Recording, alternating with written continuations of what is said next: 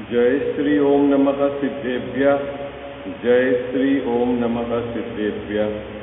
जय श्री ओम नमः सिद्धेभ्यः। ओंकार बिंदु संयुक्तम नित्यं ध्यायन्ति योगिनः कामदं मोक्षदं चैव ओंकाराय नमो नमः। अविरल शब्द घनोग प्रक्षालित सकल भूतल कलंका मुनि भी निरूपासित तीर्था सरस्वती हर्तु नो दुरितान। अज्ञान तिमिरा अंधानां ज्ञानांजन शलाकया चक्षुर्ण मिलितं येन तस्मै श्री गुरुवे नमः। श्री परम गुरुवे नमः। परंपराचार्य गुरुवे नमः। सकल कलुष विध्वंसकम श्रेयसां परिवर्धकम धर्म संबंधकम भव्य जीव मनपति बोध कारकम पुण्य प्रकाशकम पाप प्रणाश निधि इदम शास्त्रम श्री मोक्ष मार्ग प्रकाशक नाम ध्येय अस्य मूल ग्रंथ करता रहा श्री सर्वज्ञ देवा।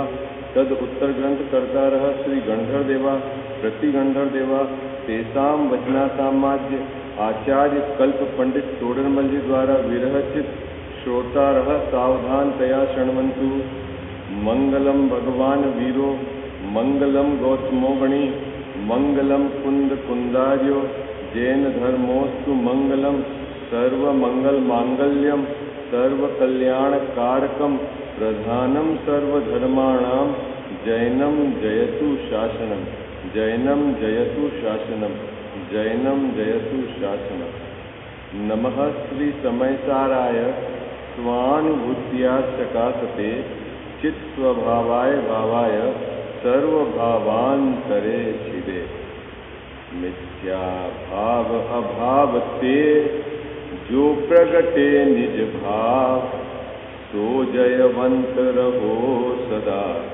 यह ही मोक्ष उपाय। यह ही मोक्ष उपाय। सर्वज्ञ शासन जयवंत वर्ते निर्ग्रंथ शासन जयवंत वर्ते। यही भाव विचिन्न मन में रहता है सर्वज्ञ शासन जयवंत वर्ते निर्ग्रंथ शासन।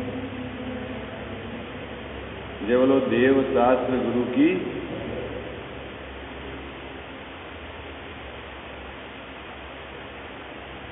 आठ कर्मों के उदयजन्य इस जीव की संसार अवस्था कैसी होती है, इसका निरूपण दूसरे अधिकार में तोडरमल जी साहब ने संसार अवस्था का स्वरूप बताया। एक एक कर्म के उदयजन्य क्या इसके भाव किस प्रकार के बाहर में इसके संयोग का मिलान होता है, इस बात को इस अधिकार में बताया गया है। और क्यों बताया गया है इसकी तो चर्चा वो अधिकार के समापन में करेंगे, लेकिन अभी हमें ये समझना है कि किस कर्म के उदय में क्या संयोग मिलते हैं, किस कर्म के उदय में इसके कैसे भाव होते हैं, उनके निमित्त नैमित्तिक संबंध किस प्रकार का है, इसकी यहाँ चर्चा है। दूसरा अधिकार मोक्ष मार्ग प्रकाशक ग्रंथ विराजमान है। आठ कर्मों के उदयजन्य इस जीव की संसार अवस्था का यहाँ चित्रण किया गया है। आयु कर्म के उदयजन्य इसको जो पर्याय आदिक में ठहरना होता है, आयु कर्म के उदय से इसके जन्म जीवन और मरण का संबंध है। ये चर्चा अपन ने कल थोड़ी करी थी, आज उसके आगे अपन विषय को चलाएंगे। मूल बात तो यह है कि असाता का उदय अलग बात है और आयु कर्म की स्थिति पूरी होना अलग बात है। इस जीव का विवक्षित शरीर में या पर्याय में रहना वह कितने समय तक है, उसका निर्धारण या किसके साथ निमित्त नैमित्तिक संबंध है, तो उसका सीधा हमें ये अर्थ समझना है कि जितने समय जितने काल तक आयु की स्थिति बंधी हुई है, उतने समय तक यह जीव उस विवक्षित पर्याय में रहता है। उसके पहले और उसके बाद कुछ भी नहीं हो सकता। ये बात अपने को समझनी, न तो उसका कोई जीवन बढ़ा सकता है और न ही उस समय के पहले इसको कोई मार सकता है। दोनों बातें अपने को समझनी। क्या समझनी है बाबूजी? इसका ऐसा नहीं कि समय के पहले आयु की स्थिति पूर्ण होने के पहले मरण हो जाए, ऐसा भी नहीं, और आयु की स्थिति पूरी हो गई और कोई बढ़ा दे, ऐसा भी नहीं, है ना। और असाता का उदय अलग बात है और आयु कर्म की स्थिति पूर्ण होनी अलग बात है। यानी असाता से कोई आयु का क्षय हो जाता है, ऐसा भी नहीं। असाता का तीव्र उदय हो और आयु की स्थिति पूरी नहीं हो तो भी देह नहीं छूटती, है ना। ये सब अपन ने पहले पैराग्राफ में और दूसरे पैराग्राफ में अभी जन्म, जीवन और मरण, इसका संबंध भी आयु कर्म के आधार से है। कल अपन ने इस पैराग्राफ को पढ़ा था। देखो पढ़ते हैं, बहुत सरल है, इसमें कोई ऐसा आपको कठिन जैसा नहीं लगेगा। पेज नंबर 48 है, पैराग्राफ नंबर 2 है ना, द्वितीय पैराग्राफ है।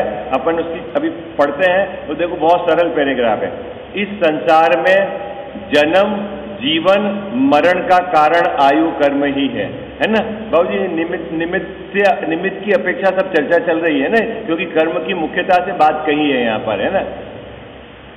जब नवीन आयु का उदय होता है, नवीन आयु का उदय होता है, तब नवीन पर्याय में जन्म होता है ना। कब नवीन पर्याय में जन्म होता है?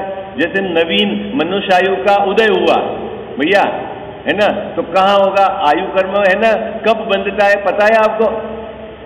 आयु कर्म, हाँ, वो जो त्रिभाग में बनता है, लेकिन इस पर्याय में अगले भव की आयु बंधती है, इससे पहले नहीं। आई बात समझ में? और इसके बाद नहीं। अब इस पर्याय की जो स्थिति है उसमें त्रिभाग पढ़ते रहते हैं उसका, लेकिन देह छूटने के पहले अगले भव की आयु का बंध हो जाता है, ठीक है। अब उसका बंद हो गया, अब बंद होने के बाद उसका उदय चालू होता है, ठीक है। तो जैसे ही अगले पर्याय की जो आयु का उदय प्रारंभ होता है तो उसके क्या, यहाँ क्या लिखा है कि नवीन पर्याय में जन्म होता है। आई बात समझ में? क्या हुआ? सरल बात आ गई समझ में आपको?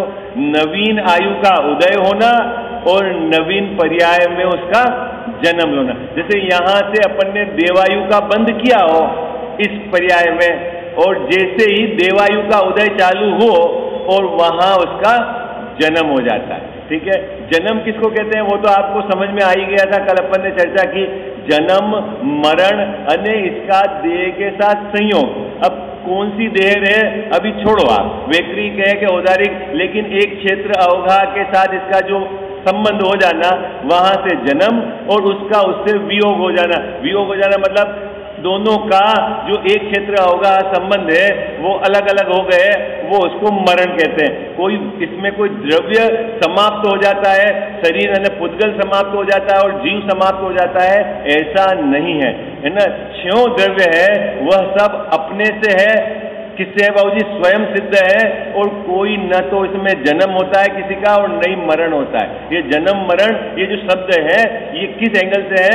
बात आपको पकड़ में आई ना कि विवक्षित पर्याय के आधार से है ना। अपनी ये असमान जाति मनुष्य पर्याय है, असमान व्यंजन जाति मनुष्य पर्याय, इसके मिलन को जन्म कह दिया और इसमें आत्मा और शरीर का अलग हो जाना मरण। लेकिन ऐसा नहीं कि शरीर के परमाणु नष्ट हो जाएंगे और ऐसा भी नहीं कि आत्मा नष्ट हो जाएगा। सिर्फ एक्टिविटी क्या होती है कि दोनों अलग अलग हो जाते हैं। जो एक क्षेत्र होगा संबंध था, अब दोनों अलग अलग हो जाते हैं। बस इसी बात को जन्म, जीवन और मरण से आयु कर्म के साथ निमित्तिक संबंध को लेकर समझाया है। देखो क्या कहते हैं, जब नवीन आयु का उदय होता है तब नवीन पर्याय में जन्म होता है।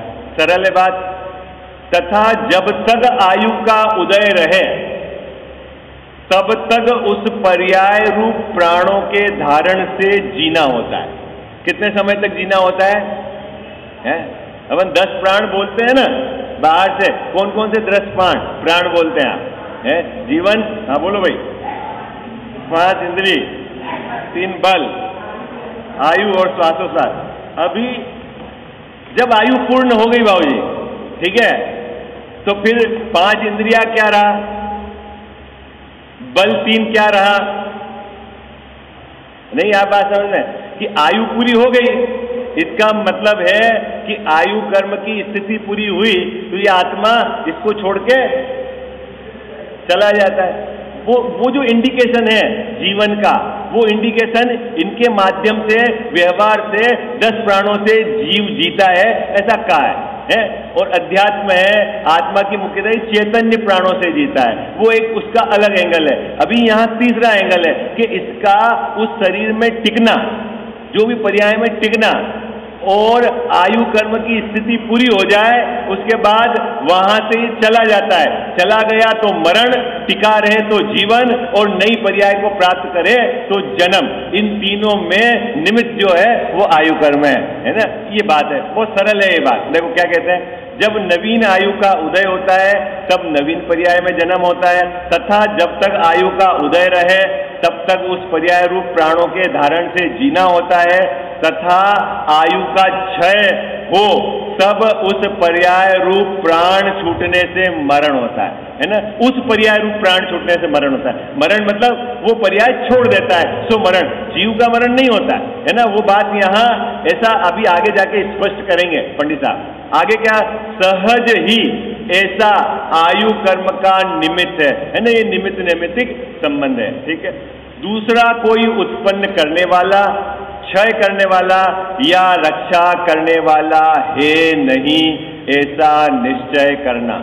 क्या ये बात कह के क्या कह रहे हैं भैया, मैं व्यवस्थित जीता हूँ, मैं व्यवस्थित भोजन कर रहा हूँ, धीरे धीरे चलता हूँ, शांति से एक साइड में चलता हूँ, इससे मेरा जीवन चलेगा है। भगवान की मैं भक्ति करता हूँ तो उससे मुझे बचा के रख लेंगे, या उससे मुझे सुरक्षित कर लेंगे, या मुझे है बराबरी में योगा एक्सरसाइज करता हूँ जो जिससे उम्र बढ़ जाती है। ये जितनी भी भ्रांति है, क्या ये सब बाबूजी, इसका मतलब वैसा करना चाहिए नहीं करना चाहिए वो अभी मेरा एंगल है ही नहीं है। अभी ऐसा नहीं समझना कुछ भी खाओ पियो और कैसा भी खाओ पियो, अभी वो मेरा एंगल है ही नहीं सदाचार की तरफ का। मेरा एंगल तो ये है कि इस विवक्षित देह में कितने समय तक ये जीव रहेगा, इसका निर्धारण आयु कर्म के आधार से होता है। बस इतनी बात मुझे यहाँ समझानी। इसका जन्म, इसका जीवन और इसका मरण, तीनों किसके आधार से रहता है? आयु कर्म के आधार। आप बहुत व्यवस्थित जीते हो, आपकी दिनचर्या व्यवस्थित है, बहुत सदाचार पूर्वक जीवन है, लेकिन उसका टिका रहना उस विवक्षित देह में आयु कर्म के आधार से है, आपकी इस व्यवस्थित दिनचर्या के आधार से नहीं है। इतनी बात अपने को अच्छे से समझना है, ठीक है। नहीं करना चाहिए व्यवस्थित, उसकी तो अभी बात ही नहीं, वो प्रकरण ही जुदा है ना, वो एंगल ही अलग है। अभी आगे चलें, अरे चले आगे, सरल है, इसमें तो कोई दिक्कत नहीं। कोई भी आपको बाहर में, ये आप एकदम बिल्कुल विचार करके दृढ़ता कर लेना कि बाहर में आप बोलते तो हो 12 भावना, मणि मंत्र तंत्र बहु फेर है, दल बल देवी देवता है ना। बाहर में कोई मतलब इधर मंत्र, औषधि, हॉस्पिटल, बढ़िया डॉक्टर, बोले देव, इंद्र, जिनेंद्र, ये सब भी मिल जाए तो भी आपकी आयु की स्थिति पूरी होने पर एक समय आयु को बढ़ा सकते नहीं। इस कर्म में क्या होता है पता है? इसमें कुछ उत्कर्षण अपकर्षण बाबूजी नहीं होता है। आयु कर्म में क्या है पता है आपको? जैसे अपन ने अगले भाव की आयु बांध ली, बस वो लोप हो गया है, अब उसमें नो चेंज। उसका उदय आके वो इसके परमाणु खिलेंगे और वो जो स्थिति पूरी हुई और वो आयु वहां पूरी करना है। आई बात समझ में आपको? चले आगे, सरल है, इसमें तो कोई दिक्कत है नहीं, है तो प्रकरण आपका बहुत बार सुना हुआ। अब आगे पंडित साहब ने इसको उदाहरण से सपोर्ट किया है। सपोर्ट इसलिए कहा है कि 2 तरह का एंगल है कि सरलता से इस बात को, इस जीव को समझ में आ जाए कि पर्यायों का चेंज कैसे होता है। दूसरी बात, इस चेंजेस में अपना कुछ भी नहीं बिगड़ता, ये दोनों बात इसको बराबर समझ में आ जाए। ये जो डरता है, रोता है, भयभीत होता है, ये जो बीमारी है, ये सब इसकी मोह की उपज है। ये बात, तीनों बातों को यहाँ मिलाकर पंडित साहब ने इस प्रकरण को लिखा है, बहुत सरलता से उदाहरण दिया है, आपको अच्छे से समझ में आ जाए। बात उतनी सी है कि एक शरीर को छोड़ के दूसरे शरीर में जाता है ये जीव, ठीक है ना, संसार परिभ्रमण में। तो कैसे जाता है, वो तो अभी बात हो गई कि यहाँ की आयु पूरी हो गई, वहाँ का उदय चालू हो गया, चला जाता है ना, और वहाँ की आयु पूरी होगी तो उसको छोड़कर आगे चला जाएगा। अब कैसे चला जाता है, तो यहाँ जो उदाहरण दिया है देखो, अपन पढ़ते हैं, अभी आपको बात समझ में आ जाएगी। तथा जैसे कोई नवीन वस्त्र पहनता है, कुछ काल तक पहने रहता है, फिर उसको छोड़कर अन्य वस्त्र पहनता है। उदाहरण क्या लिया बाबूजी, वस्त्र का लिया। नया कपड़ा पहना, कुछ काल तक पहना और फिर छोड़कर दूसरा पहना, ठीक है। अभी यहाँ कपड़ा लिया है, अब आप आगे में जहाँ घटाएंगे ना वहाँ लगाना शरीर। अभी क्या लिया है, कपड़ा, क्योंकि उसकी तो फ्रीक्वेंसी आपके रोज है ना। आज सुबह हमने कोई नया वस्त्र पहना है, कल हमने उसको चेंज कर दिया, ठीक है। तो उसमें क्या हुआ, हुआ क्या, अरे हुआ क्या, पुराना वस्त्र हट गया और नया वस्त्र आ गया, और पहनने वाला बस ये यहां अपने को समझना है बहुत सरलता से। क्या कहा, उसी प्रकार जीव नवीन शरीर धारण करता है। किस प्रकार, हाँ, जैसे कपड़ा पहना, आपने नया शरीर धारण किया, ठीक है, कुछ काल तक धारण किए रखता है। आज दिन भर हमने कपड़ा पहन के रखा तो जितनी आयु रहेगी, 50 वर्ष, 30 वर्ष, 60 वर्ष, जो पुरानी स्थिति बांध के आया है वो उतने काल तक उसमें रहेगा। फिर उसको छोड़कर अन्य शरीर धारण करता है, फिर इसको छोड़ के चला जाता है और दूसरा शरीर धारण करता है ना। संसार अवस्था में छोड़कर चला जाता है और दूसरा शरीर धारण करता है, ठीक है। इसीलिए शरीर संबंध की अपेक्षा जन्मादिक है। जैन साहब, किसकी अपेक्षा से जन्म कहते हैं, किसकी अपेक्षा से जन्म कहते हैं, हाँ, शरीर धारण करना, नवीन शरीर धारण करने की अपेक्षा जन्म है, और इस शरीर को छोड़ने की अपेक्षा मरण है। जीव का कोई जन्म मरण नहीं है। संजय जी भाई साहब, बात पकड़ में आ रही है। जन्म किसको कहते हैं, जन्म किसको कहते हैं, नवीन शरीर धारण की अपेक्षा जन्म है, जीव का जन्म नहीं है। अरे बराबर बात समझ में, यहां तो समझ में आ रही, गले में उतारनी है इसको। जैसे ही आपको गले में उतर जाएगी ना बात, तो आपको भय से मुक्त हो जाओगे मरण के। क्या मरण का जो भय है ना बाबूजी, कब बना है अपने को, कब बना रहता है मरण का भय है, 24 घंटे है ना मरण का भय। क्या होगा उसमें, आपको क्यों भय है ये बताओ आप, अपने को क्यों भय है मरण का, क्या होगा उसमें, क्या हो जाएगा, अरे बोलो भाई बोलो, क्या हो जाएगा मरण में है, क्या होगा बाबूजी मरण में। भाई एक चीज छूट जाएगी, पुराना कपड़ा छूट गया और आप नया कपड़ा धारण कर लेंगे, क्या हो जाएगा उसमें है, वहां जाके खुशी होगी, और नहीं मनाते हो ना यहाँ पे खुशी आप है, जन्म दिवस नहीं मनाते हैं, जन्म के दिवस भोगों को याद करते हैं, गजब बात है। नहीं, 25 वर्ष हो गए हमारी शादी को, 50 वर्ष हो गए शादी को, है नहीं बाबूजी, फिर नाच लगाते हैं, नाच। अरे शादी हुए 50 वर्ष से नाच रहा है वही कम है, तो जनता के सामने नाच रहा है। एक बार भी देह से भिन्न जो मैं अनादि अनंत हूं, परिपूर्ण हूं, उसकी तरफ की दृष्टि करके हुकार तो भर, देह की तरफ की दृष्टि करके उसके संयोगों को याद करके जन्म दिवस तो मनाया है। एक बार मैं जन्म मरण से रहित परिपूर्ण भगवत स्वरूप हूं, उधर की दृष्टि करके एक बार तो तू आनंद रखे है, बोला दिखता है संजय जी भाई साहब तो साहब ये बीमारी क्यों खड़ी रहती है? तो टोडरमल साहब अभी बताएंगे क्यों खड़ी रहती है। क्या कहते हैं? ये सब मोह जनित बीमारी है।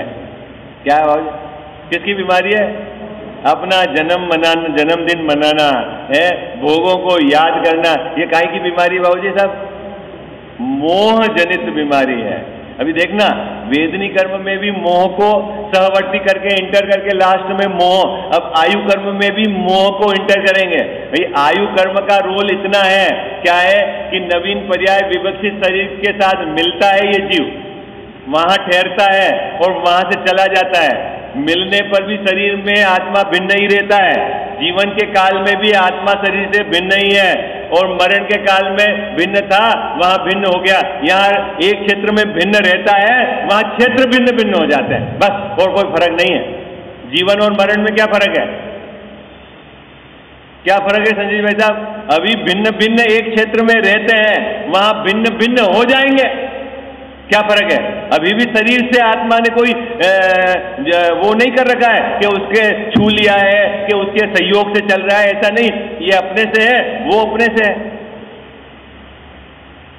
सरल है बात, समझ में तो आती है ना, बात तो बहुत सरल है, समझ में आती है, अंदर में विश्वास नहीं होता है इसे। क्यों नहीं होता है अभी बताएंगे टोडरमल साहब। वो क्या कहते हैं? शरीर संबंध की अपेक्षा जन्माधिक है। और जो जन्मदिन तो बहुत मना है, 50 वर्ष 60 वर्ष, एक बार अपने को अजन्मा मान के आनंद तो करो। नहीं, वो है कि नहीं? मेरा जन्म नहीं, मेरा मरण नहीं, मैं परिपूर्ण हूं, ऐसा भी तो हुंकार भरो। उधर का दृष्टि ही नहीं है, उधर का विजन नहीं है इसे। एक बात और आपको मैं बताता हूं, संयोगों की तरफ से जितना आप देख देख के खुश होंगे ना, संयोग तो नियम से वियोग होगा, ठीक है? और जितनी ज्यादा उसके प्रति आसक्ति होगी ना, उतना ज्यादा आपको दुख होगा। दुख का संबंध संयोग छूटने से नहीं है, आसक्ति से है। आई बात समझ में? क्या है? जितना ज्यादा उससे चिपका हुआ रहेगा ना, उतना ज्यादा दुख रहेगा।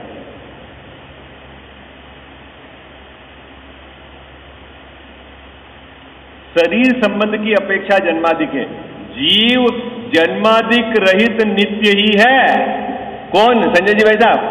जीव। जीव जीव मतलब मैं, हाँ, मैं जन्म से रहित।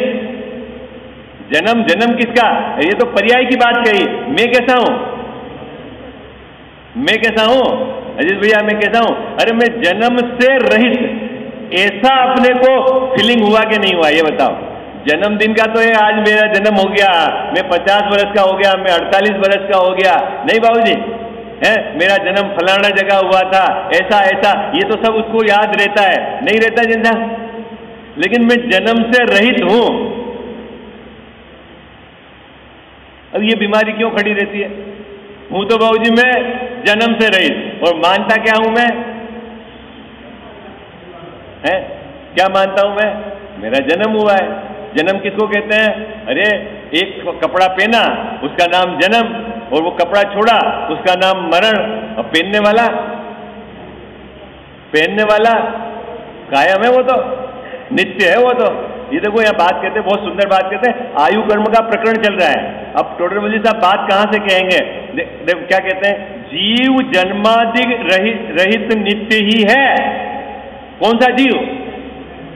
अरे जगत के सभी जीव, मैं भी और समस्त जीव, क्या जन्मादि रहित नित्य ही है।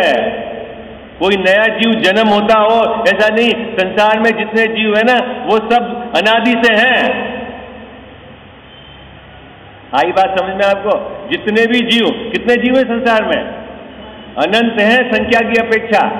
कब से है वो? अनादि से है, ठीक है? किसी का नया जन्म नहीं होता। जन्म जो है ना, ये पर्याय के उत्पन्न को जन्म कहा है, जीव का जन्म नहीं होता।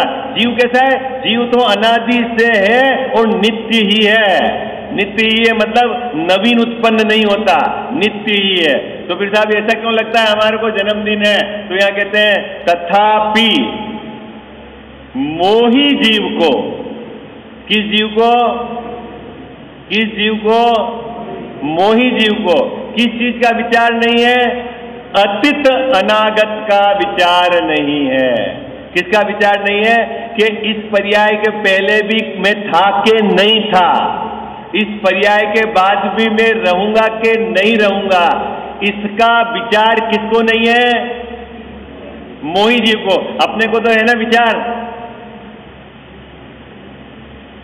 थे कि नहीं हम इस पर्याय के पहले? याद है बाबूजी कहां थे? इस पर्याय का दुख इतना बहुत है, अब पुराने पर्याय का याद आ जावे तो कितनी समस्या है? मान लो देवगति में हो और वहां तो कितनी कम से कम देवांगना सब याद आ जावे तो है? अभी एक से समस्या नहीं छूट रही है। नहीं, इस पर्याय की समस्या अभी आप देखो तो सही क्या स्थिति है। थे कि नहीं थे बाबूजी? अरे हाजी या नाजी कुछ तो बोलो है? सुशील भैया थे ना? अपन कौन थे? मैं था, इस पर्याय के पहले भी था, और वहां था तो वहां के कुछ संयोग होंगे कि नहीं है? अरे हाजी या नाजी संयोग होंगे कि नहीं वो? और जब मैं वहां से छोड़ के आया तो भले ही वहां वाले विलाप कर रहे हो, आपको क्या याद है? कुछ याद नहीं है। और यहां आया तो कैसे हो गया? यहां आया तो क्या हो गया बाबूजी? जो पर्याय प्राप्त करी उसमें तन्मय हो गया एकत्व के साथ, ये ही मैं हूं। अब उसके पुराना सब डिलीट हो गया, याद ही नहीं उसको, अतीत का इसको विचार ही नहीं। अभी पहले तो ये नक्की करो कि मैं पहले था कि नहीं था इस पर्याय के पहले है? अभी था तो क्या स्थिति थी है? और याद रह जाए तो बाबूजी आनंद आ जाए है? बोलो, अगर याद हो जाए तो आनंद आ जाए क्या है? तो आपको लगता है कि संयोगों को भूलने में ही सुख है, ऐसा ही लगता है ना? चलो फिर भूलने में सुख है तो वर्तमान संयोगों को भी भूल जाओ है? अभी फार्मूला लगे तो सब जगह लगे ना भाई। अभी उसके पहले के भाव की यदि पत्नी बच्चे याद रहे आपको तो क्या होवे? अरे बोलो क्या होवे है? समस्या बढ़ेगी कि घटेगी? अभी आपको पता है बाबूजी, ऐसा है, वो आपने सुना मनुष्य पर्याय से मनुष्य पर्याय में जन्म होता है। सुनो आप, देवगति से सीधा नरक नहीं जाता, नरक से सीधा जीव में नहीं जाता। मनुष्य पर्याय से चारों तरफ के ऑप्शन खुले हैं। कहाँ कहाँ के ऑप्शन खुले हैं? मनुष्य से देव में भी जा सकता है, मनुष्य से नरक में भी जा सकता है, मनुष्य से तिर्यंच में भी जा सकता है, और मनुष्य से, ठीक है। अभी मनुष्य से मनुष्य हो गया बाबूजी, और मान लो उसको जाति स्मरण रहे, ठीक है, और उस जाति का मोह भी विद्यमान रहे, ठीक है।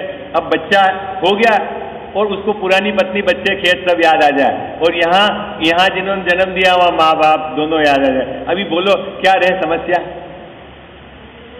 है? अभी आप बहुत सारे पुस्तक नहीं पढ़ते हो आप? सत्य कथा के अंदर ऐसी जाति स्मरण की बात, क्या इंडिकेशन जाति स्मरण, इससे क्या आपको निकालना है बात? जाति स्मरण की बात सुनी कि नहीं सुनी आपने? पूर्व भाव का, अभी 5 साल का बच्चा है और ये बताएगा ये 60 साल की ये मेरी पत्नी थी, ये मेरा खेत था, ये था, यानी क्षेत्र पास में आ जाता है। तो इस तरह की इवेंट्स होती है, ये आपको पढ़ते नहीं हो आप है? क्यों ऐसा? क्यों ऐसा? देखो, जीव वही है जो वहां था, शरीर वहां का छूट गया, यहां आया, नवीन पर्याय धारण कर ली, ठीक है, तो वहां तो उसने 60-70 वर्ष की स्थिति में देह छोड़ा होगा, यहां आके नवीन पर्याय, तो यहां तो जो पर्याय मिली वैसा देह है, अंदर जीव वही है। और यदि उसको स्मरण है ना, स्मृति में पड़ा हुआ है, उसका याद आ गया तो वो पुराना। अब प्रश्न यह है कि याद आ जाए और उसका मोह उस जाति का रहे, तो अभी देखो क्या स्थिति हो, क्या होगा फिर? वो जो है 5 वर्ष का बच्चा बोलेगा ये मेरी पत्नी है, बोलेगा तो सही, क्या होगा? और 40 वर्ष का बच्चा है ये मेरा बेटा है। अभी ऐसा आपने देखा कि नहीं, सुना कि नहीं सुना? अरे लोग जाति स्मरण की बात तो सुने, ये वो कोई गलत नहीं है, ऐसा नहीं है कि वहां गप्पे हैं, हो सकता है ऐसा, क्षेत्र समीप हो तो इस पंचम काल में पॉसिबिलिटी है। अपने को क्या समझना, अपने को तो ये समझना कि आत्मा देखो वो पुराना वस्त्र छोड़कर नया वस्त्र धारण कर लिया है, ये छूट गया, ये धारण कर लिया है। वो जीव वो का वो है। आई बात समझे? अतीत ने पूर्व में मैं था और ये देह छूट जाएगी तब भी मैं रहूंगा, इसको विचार नहीं है। तो क्या विचार है? बस उसको ये प्राप्त पर्याय और ये जो इस पर्याय में संयोग मिले हैं इसी का बस ये मानता है कि बस ये ही मेरा, इसी में ये रुका हुआ है। कौन? हाँ, इसके ना पीछे का ना आगे का। और ऐसे जीव को यहां टोडरमल साहब ने कहा मोही जीव। और जो मोही नहीं है तो फिर संजय जी भाई साहब क्या करता होगा? ये तो मोही की बात हो गई आपकी और हमारी। अब जो मोही नहीं है वो क्या विचार करता हो? हाँ, अभी अतीत अनागत का विचार है, मतलब मैं शरीर वाला नहीं हूं। आई बात समझ में आपको?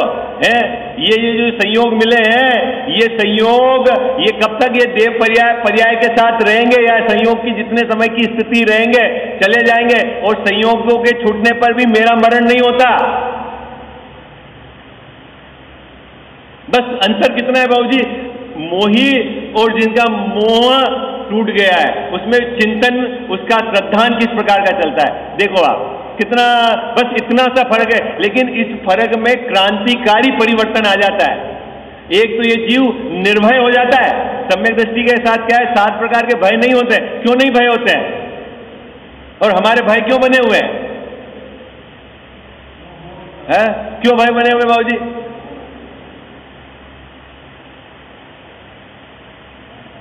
विचार नहीं है इसको। किसका विचार नहीं है?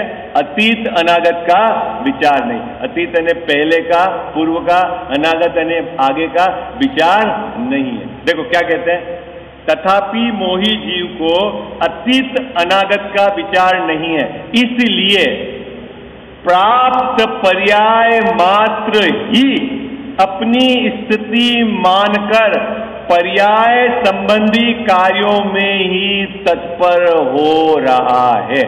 कौन कौन भैया? मैं। हाँ, जीव में तो बहुत दूर पहुंच जाती बात। मैं क्या मान के बैठा हूं कि बस ये इतना ही है, मैं हूं। प्राप्त पर्याय संबंधित अपनी स्थिति को मानकर उसी कार्य में अतीत अनागत का विचार नहीं करता है। मैं देह वाला नहीं हूं, मेरा जन्म नहीं होता है, मेरा मरण नहीं है, मैं नित्य एक रूप रहने वाला हूं, ऐसा विचार नहीं करके मात्र जो पर्याय है उसी के कार्य में तत्पर रहता है मोही जी। तो भाई अब आप अपने को यहां से क्या समझना, यहां इस प्रकरण से क्या समझना कि इस पर्याय की स्थिति आयु के आधार से है और मैं आयु, ये जो है ना, जो ये आयु है इतना नहीं हूं, ये इस पर्याय की आयु है। मैं कैसा हूं? मैं बाबूजी मैं कैसा हूं? मैं नित्य हूं, मैं अनादि अनंत हूं। ये जो स्थिति है, ये जो भी है 25-50 वर्ष, ये किसकी स्थिति है? ये पर्याय। और मैं पर्याय इतना नहीं हूं, पर्याय भी नहीं हूं और पर्याय इतना भी नहीं हूं। ठीक है, ये बराबर अपने को यहां से नक्की करना है। चले आगे, प्रकरण हो गया। अभी देखो इस प्रकरण में भी मोह कर्म को इंटर करा, साता वेदनी असाता वेदनी में भी मोह कर्म को, क्योंकि ये तो अगाध्या का प्रकरण चल रहा है। अब नाम कर्म की स्थिति, ठीक है, अभी उसको अपन पढ़ते हैं। क्या है नाम कर्म की? आयु कर्म के उदयजन्य अवस्था हो गई ना। अभी देखो नाम कर्म के उदयजन्य क्या होता है। तथा नाम कर्म से यह जीव मनुष्य आदि गतियों को प्राप्त होता है। ये पैराग्राफ आप में से कोई पढ़ो, है ना, 3-4 पंक्ति पढ़ो आप, फिर अपन इसकी चर्चा करेंगे।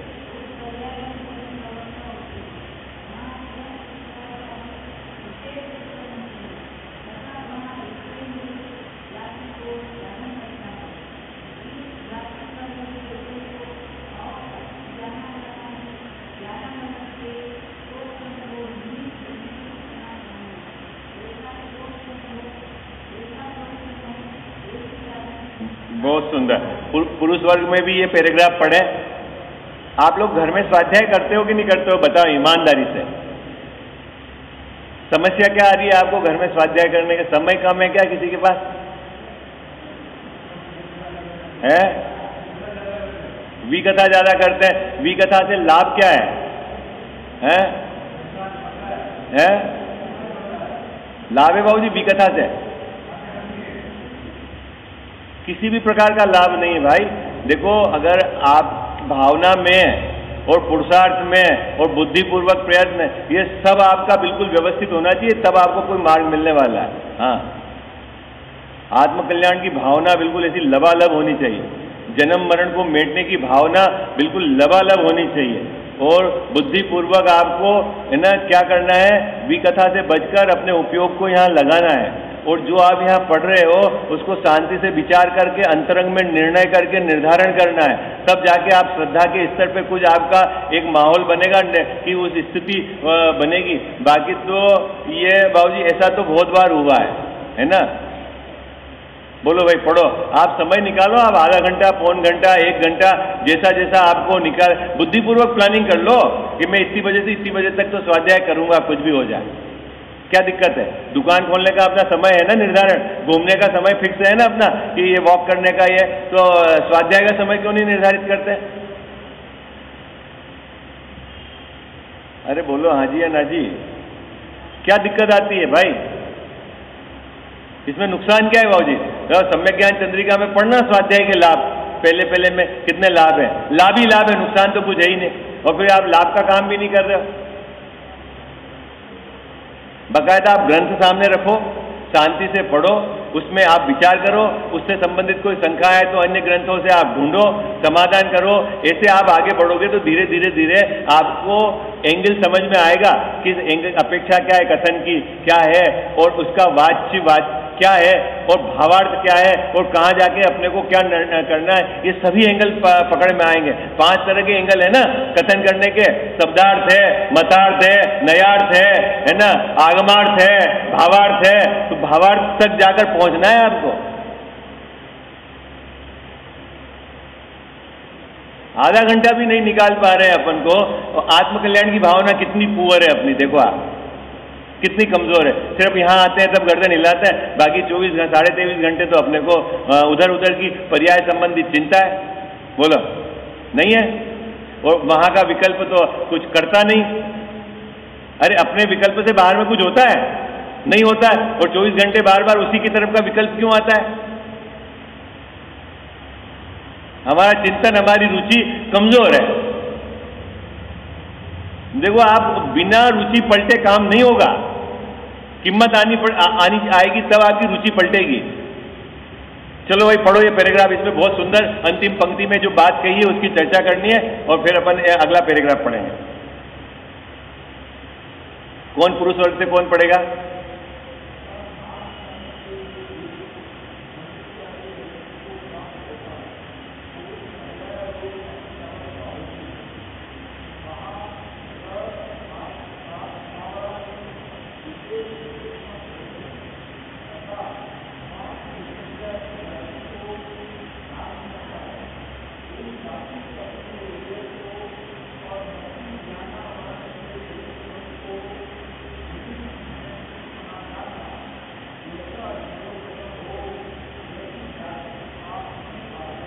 बहुत सुंदर बात कही है। देखो अंतिम पंक्ति में वहां एकेंद्रीय आदि जाति को धारण करता है। इस जाति कर्म के उदय को, किस जाति कर्म के उदय को? 1 इंद्री, 2 इंद्री, 3 इंद्री, 4 इंद्री, 5 इंद्री, और किसका क्षयोपशम? मति ज्ञानावर्ण का क्षयोपशम, उनका निमित्त नैमित्तिक संबंध है। ये पंक्ति क्या है, इस पर आप विचार करके मुझे बताना क्या एंगल है। आई बात समझ में? क्या कहना चाह रहे हैं? अभी अपन पहली पंक्ति पढ़ते हैं। क्या पहली पंक्ति में क्या मिलती है? गति। किससे मिलती है गति? है ना, नाम कर्म के उदय से गति मिलती है। और जैसे मनुष्य गति का प्राप्त होना नाम कर्म, और मनुष्य आयु वो आयु कर्म। 2 बात समझ में आई आपको? क्या बात पकड़ में आई? मनुष्य गति है, तिर्यंच गति है ना, देव गति, ये जो है वो किसके आधार से है? नाम कर्म। और मनुष्य आयु, देव आयु, तिर्यंच आयु, वो क्या है? आयु कर्म है ना। गति में जाना वो नाम कर्म के आधार से, वहां कितने समय तक ठहरना वो आयु कर्म के आधार से। बात सरल है। अभी गति में जाकर फिर बंटवारा है जाति का, है ना। जाति का बंटवारा जो है वो किस प्रकार का है, क्योंकि 3 प्रकार की जो गतियां हैं, मनुष्य गति, देव गति और नरक गति, उसमें तो नियम से संगी पंचेंद्रीय जीव होते हैं। क्या होते हैं? संगी पंचेंद्रीय जीव होते हैं। नरक में भी जितने नारकी हैं वो बाबूजी कैसे हैं? संगी पंचेंद्रीय। देवगति में संगी पंचेंद्रीय, और मनुष्य है वो संगी पंचेंद्रीय। और जो तिर्यंज गति है उसमें बहुत वाइड रेंज है, 1 इंद्रिय से लेकर 5 इंद्रिय संगी पंचेंद्रिय तक सब इसके अंदर आते हैं। तो अब वहां पर जाकर जो जाति का बंटवारा है वो बंटवारा भी नाम कर्म के आधार से होता है। 1 इंद्रिय है, 2 इंद्रिय है, 3 इंद्रिय है, 4 इंद्रिय है। तिर्यंच गति 1 इंद्रिय जाति, तिर्यंच गति 2 इंद्रिय, 3 इंद्रिय, 4 इंद्रिय, ये बंटवारा भी किससे होता है? नाम कर्म के आधार। ये बात तो सरल है, आपको समझ में आए। लेकिन तीसरी जो बात बहुत महत्वपूर्ण है कि इसको 1 इंद्रिय पर्याय मतलब 1 इंद्रिय जाति मिली तो इसको ज्ञान भी इतना ही उगाड़ होगा कि जितना 1 इंद्रिय से वो पसरेगा। ऐसा नहीं होगा कि ज्ञान का क्षयोपम तो पंचेंद्रिय इतना हो जाए और इधर 1 इंद्रिय की उसको जाति मिले, ऐसा नहीं होगा। मति ज्ञानावरण और इसके क्या जाति के निमित्त नैमित्तिक संबंध है। अपन कल इसकी थोड़ी सी चर्चा करेंगे। बात समझ में आ रही है नहीं आ रही है? कठिन तो पढ़ नहीं रही है। पढ़ लूं पंक्ति में अंतिम, ये आपको घर से ढूंढ के लाना, विचार करके लाना। क्या टोडरमल जी साहब क्या है, सरलता में बहुत सुंदर एंगल भी डाल देते हैं विचार करने का। लगता है ऐसा बिल्कुल सरल है, लेकिन चिंतन करने का कहते हैं। वो क्या कहते हैं? इस जाति कर्म के उदय को और मति ज्ञानावरण के क्षयोपम को, मति ज्ञानावरण कौन सा है? मति ज्ञानावरण कौन सा है? ये घात्या कर्म में अपन ने बात करी थी ना, ज्ञानावरण का उदय सबसे पहले और ज्ञानावरण का क्षयोपम। ज्ञानावरण के क्षयोपम में मति ज्ञान और श्रुत ज्ञान अपन ने बंटवारा करा था। तो मति ज्ञानावरण का उदय वो तो पहुंच गया किसमें? ज्ञानावरण में। और जाति कर्म ये हो गया 1 इंद्रिय 2 इंद्रिय, ठीक है। तो 1 इंद्रिय जीव को कितना उगाड़ होगा? 2 इंद्रिय जीव को कितना उगाड़ होगा? जिधर इसकी जाति उतना उगाड़। तो जाति से उगाड़ होता है? ना, उगाड़ अपने से है, जाति अपने से। अपन इसकी चर्चा कल विशेष करेंगे।